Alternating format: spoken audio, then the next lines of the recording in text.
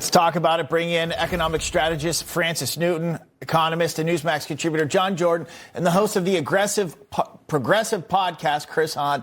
Pleasure to see all three of you here today. John Jordan, I want to start with you. So I think in mass, what a lot of Americans were looking for is mass deflation in prices. Really hard to have happen, especially in a short period of time, like a year. Thus far, how has the president done when it comes to affordability?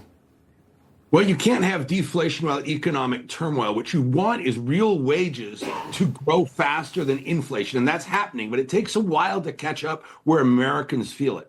The media has been on an unrelenting campaign to talk down the economy and damage President Trump's numbers, and that has had an effect. His numbers are not great on this. What he needs to do today is stitch together what he has done and tie it to the data points that Americans are seeing. Like we saw today, a jump in consumer confidence. We are seeing inflation slow down. We're seeing the job numbers improve, and we're seeing reshoring of manufacturing, most notably today, Apple reshoring some manufacturing into Texas. Tell that story. The ace in the hole that President Trump has, however, comes from a New York Times article about how blue state governance is failing and blue cities are in a lot of trouble. Contrast that with what he's doing, talking about where he's going, how his policies are making a difference. Be humble that there's more work to be done. Stitch it all together, and he'll have a great night. Francis, do you think that the president needs to be strategic in the way that he addresses affordability and the U.S. economy, particularly in light of the Supreme Court ruling last week? Absolutely. So the best thing about economics is it's extremely mechanical.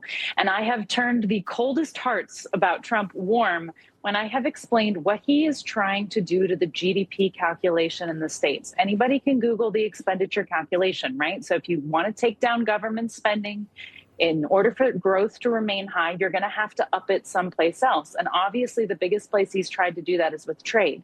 He's made bold statements like if he can get enough revenue from trade in other countries and foreign investments, that he will eliminate income tax. He will do things like that. He's made very bold statements about capping interest rates on credit cards. That hasn't occurred yet because there's a debate about whether you need Congress and whether underwriters and credit creators are going to allow that. But it needs to be commented upon because people in the lower 60% are struggling. They're living paycheck to paycheck. They're paying 30% on their credit cards.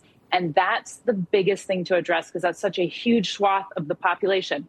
And to your point on tariffs, the Supreme Court ruling on tariffs creates a lot of sort of disruption because it becomes this crazy line item for the Treasury General account where nobody knows what to do with the money. The court didn't comment on what to do with the money.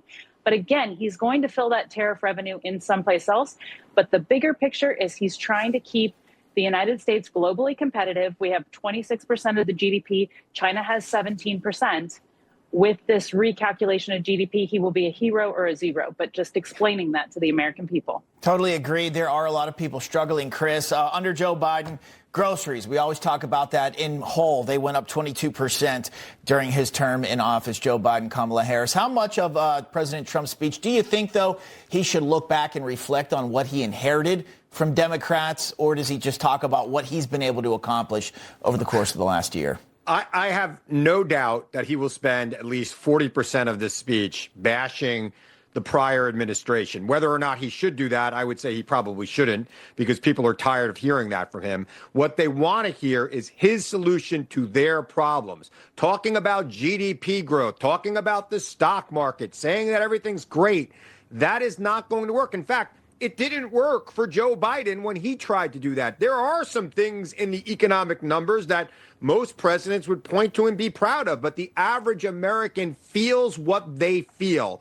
And if the president doesn't express empathy for those people and those feelings and take some responsibility to solving their problems, tonight's speech will be a failure.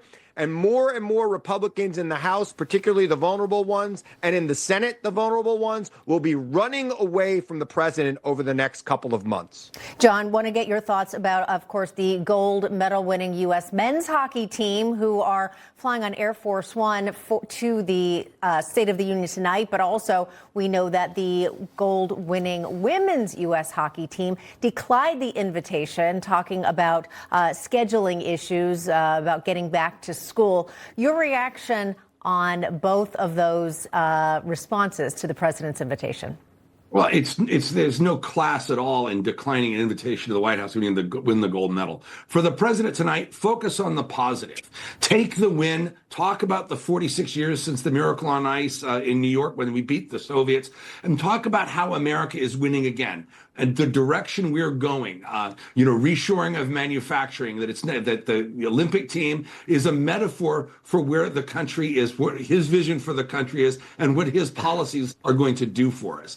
Take that, wrap it around economics, but economics are everything in this speech, Katrina. Excellent point. And we already know that the scorer of that winning goal, the now partially toothless, Jack Hughes, said that he is so excited to meet the president. So it'll be fun to see all of that I Love America energy happening tonight as well.